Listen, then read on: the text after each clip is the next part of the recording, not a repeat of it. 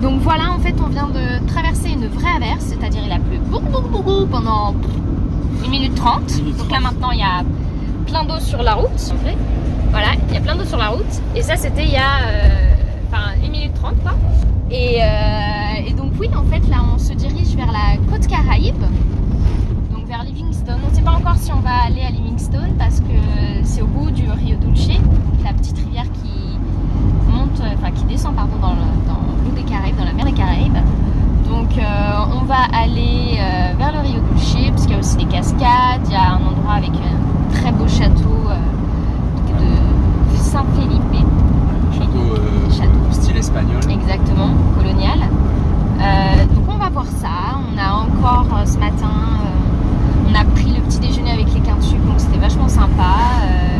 On a vraiment profité de l'endroit où on était, donc à El Remate, chez la Casa Ernesto, au bord du lac Petanitza, et c'était très très agréable de se reposer, de rien faire. Bon, moi par contre j'ai vraiment les moustiques là, c'est quelque chose.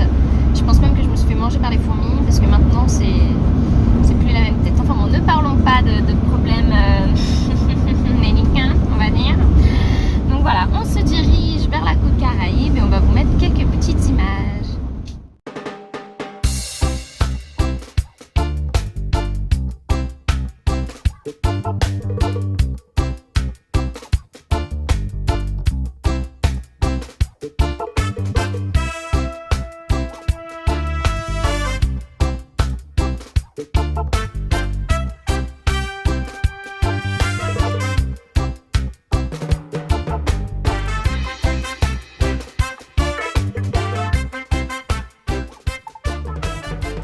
Bon, alors là du coup on est à une demi-heure de notre point de chute, à savoir Rio Dulce. Et en fait il y a tous les véhicules qui sont à l'arrêt sur cette route là, qui est la route principale finalement, sur laquelle on roule depuis tout à l'heure. Et en gros c'est certainement, puisque du coup il y a des véhicules de travaux là-bas, enfin les travaux. Et il y a donc ce poids lourd qui est sur la voie de circulation. On ne sait pas trop ce qui se passe. Alors est-ce qu'il doit charger un véhicule, un engin de chantier ou quoi? Personne n'a d'infos, donc on ne peut que attendre. Et voilà. Alors tout le monde est calme, ça c'est ça qui est sympa. Mais bon, ça fait déjà une petite demi-heure qu'on est là. On espère que ça va quand même pas trop durer. Donc voilà, on a pu y aller, et la route est toute propre. Et nous on y va. Yeah!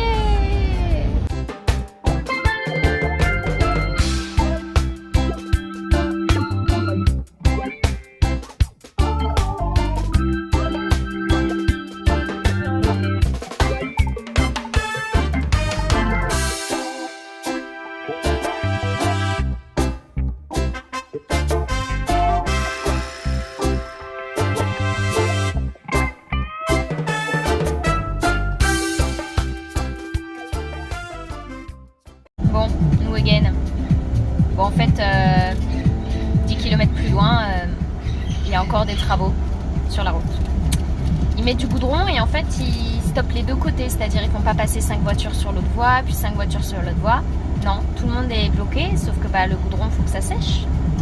Et surtout, je comprends pas pourquoi ils font ça en pleine journée. Enfin, il est presque 18h, mais du coup... Non, c'est pas ça, c'est surtout en fait pourquoi ils font pas passer les voitures derrière les autres. Là en fait les deux côtés sont bloqués. Alors tu vois, ils pourraient utiliser une voie en fait. Genre tu fais passer 10 voitures, tu fais passer 10 voitures. Mais là en fait tout est bloqué là. Grosso modo, moi de ce que je vois d'ici, c'est qu'ils sont en train de goudronner la voie d'en face. Là. La voie en sens inverse. Mais évidemment il y a le camion, le poids lourd qui transporte le goudron chaud qui est sur notre voie à nous. Ah oui. Voilà, donc effectivement, c'est pour ça que c'est bloqué sur les deux voies. Voilà, on a la réponse. Donc on ne sait pas si on va pouvoir arriver à Saint-Felipe de Lara ce soir. Donc on va voir. Alors depuis qu'on est arrivé dans cet état, parce que là on a changé d'état, nous étions dans le Petén et désormais nous sommes dans le Alta Verapaz. Quoi qu'il en soit, on est à l'est du pays. Et ça siffle ici. Hein. Il nous siffle. Mais il nous siffle pas méchamment, c'est riz, ouais. Bon. Alors ouais. comment il va passer? Ah, il y a une voiture qui est passée, on va voir ce qui va se passer. On vous tient au courant. Bon, en fait, la voiture qui vient de passer, elle a dépassé tout le monde. Elle a dépassé tout le monde pour s'arrêter devant tout le monde. Voilà, ils aiment bien faire des trucs comme ça. Ça sert à rien. Mais bon, on va voir. Pour l'instant, on attend.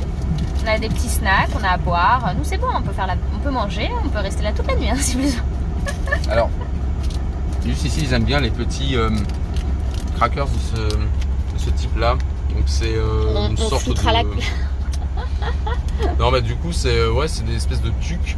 Et alors, au Mexique, ils servaient ça avec, enfin même ici d'ailleurs, ils servent ça avec les cocktails, donc le ceviche. Et ici, en fait, a priori, tout le monde mange ça comme ça, comme un snack. En fait, les chips, parce que nous, on achète quand même des chips, hein, on n'arrive pas à manger, voilà. Enfin, on a besoin de chips en fait de temps en temps, parce que des fois, on n'a plus rien à manger, on n'a pas envie d'aller au restaurant. Et en fait, les chips ici, elles coûtaient un petit peu cher quand même, c'est-à-dire elles coûtaient 2 € minimum presque. Et ça coûtait pas cher du tout. Donc on va tester, on verra bien ce que ça donne. On a acheté des petits paquets. Donc on a fait nos petites courses à la Bodega Herrera, mais ici ça s'appelle pas comme ça parce que c'est Bodega Herrera. Maxi. Mexique, mais ici c'est Maxi quelque chose, Max quelque chose quoi. Donc on verra bien, ça nous tient.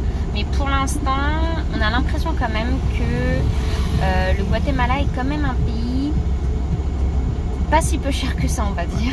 Alors, moins cher, voire même nettement moins cher que le Belize. Hein. Ça, c'est sûr, on a vu la différence. Ouais. Mais là, on a fait un petit calcul qui nous a duré 1 heure, hein, parce qu'en plus, ici, c'est en gallons. Ouais. Mais par exemple, l'essence, c'est pas si peu cher que ça. Enfin, elle est moins chère, hein. Elle est moins chère qu'au Mexique, mais... voilà, on peut donner des chiffres, hein. C'était combien? On a fait des calculs. Donc, au Mexique, c'était pour le litre 0,90 centimes d'euros. Au Belize, nous en étions à 1,34-35 environ le litre. Et ici, nous en sommes à 1,001. Voilà. Pour nous donner un ordre d'idée, en tout cas en France, sur les différences de prix pour le gasoil au litre. C'est comme relativement proche évidemment entre le Mexique et le Guatemala.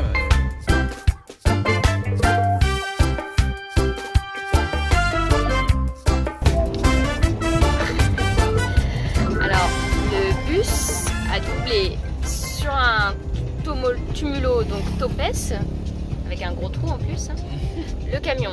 Voilà, c'est normal. Et il a fait tout ça devant une montée, quoi. Donc c'est-à-dire ouais, visibilité. Avec 0 visibilité. Hein. Voilà. Ah, ils sont très forts. C'est des spécialistes quand même dans le genre ici. Hein. Mais bon. Bon, on voulait arriver avant la nuit, mais avec les travaux, voilà. En plus, c'est la meilleure partie de la route, puisque du coup, il n'y a que des trous. Voilà, alors, donc meilleure partie, que des trous partout. Heureusement, il y a des voitures devant, donc on les voit faire des beaux virages. Mais voilà, gros trous, génial. Donc voilà, donc on va voir la ville de nuit. Donc ça va être quelque chose. Hein. On ne sait pas encore où on va dormir. On va improviser ça aussi. Ça va être rigolo tout ça. Donc en fait, c'est de la piste avec à côté un gros trou. Voilà pour les quelques dernières minutes avant la ville. On a vraiment quelques surprises, hein, mais bon, c'est ça qui fait partie de l'aventure. Hein. Il y a une petite montée dans la poussière parce qu'on voit plus rien grâce au superbe camion. Merci camion. Voilà, comme tout voyageur qui se respecte, nous allons terminer notre nuit dans une station-service à Rio du Pied. Parce qu'en fait, comme potentiellement on va à peine visiter, enfin il n'y a rien à visiter dans la ville d'à côté, c'est surtout dans la prochaine à Saint-Philippe, et qui fait trop nuit et qui a beaucoup trop de trous. On s'est arrêté là, on a demandé, ils ont dit oui. Et donc voilà, on se retrouve à la station-service. On a fait quelques fois ça quand même aux États-Unis et pareil au Mexique, plus au Mexique qu'aux États-Unis et pas au Belize. Mais là, comme en plus tous les autres endroits aux alentours, ils étaient payants à 40 à 80 quetzals, sachant que le spot de ce matin, enfin d'hier et de ce matin, ils étaient à 50 quetzals alors qu'il y avait un ponton dans l'eau, il y avait les toilettes, il y avait la douche, etc. Bah là, on est un petit peu... on n'a pas encore prévu de payer 80 quetzals juste pour...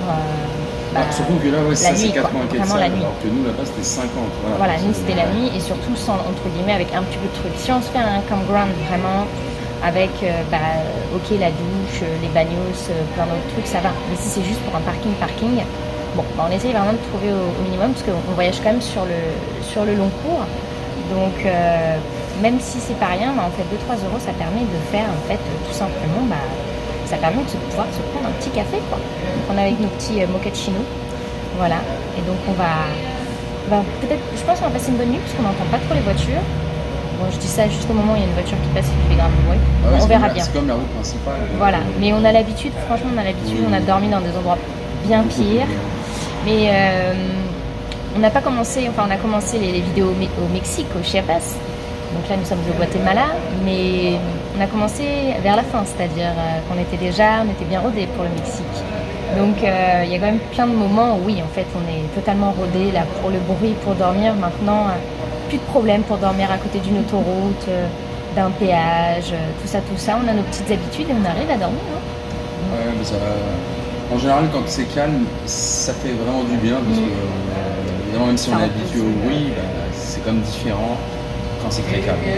Mais chose étonnante, c'est que là, il y a un garde armé, avec un grand fusil à pompe en fait. Et du coup, on nous a juste questionné sur est-ce qu'on reste là pour la nuit, enfin, ou est-ce qu'on est parqué là pour quelques minutes. J'ai dit non, on est là pour la nuit. Il dit ah d'accord, je lui dis parce qu'on vient de loin, hein, on vient de France. Il a souri. Et voilà, donc on verra bien pour ce soir. Voilà. En général, on n'a jamais de problème. Non. C'est safe. Bon, là, c'est vrai qu'il y a souvent des gardes en fait maintenant quand même.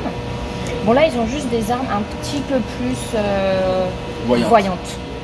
C'est tout. Mais en fait, franchement, c'est toujours la même chose. Hein. On n'est plus. En fait, c'est ça ce qui est dingue, c'est qu'en fait, on est plus choqué de voir quelqu'un armé à une station-service, à une pharmacie, à une boulangerie. Ça nous choque plus en fait. Mais en même temps, quand on était en France aussi, à la suite des attentats, on a quand même eu dans beaucoup d'endroits des gardes armés. En fait, on s'en rendait pas compte non plus. Là, en fait, c'est juste que c'est dans beaucoup d'endroits dont on n'aurait pas vraiment cru la nécessité, on va dire. Mais en fait, ici, bon, voilà, il y a quand même une présence de garde privée. Donc bon, on va bien dormir, je pense, ce soir, et on vous montrera quand même quelques petites images. Et on vous dit à la semaine prochaine.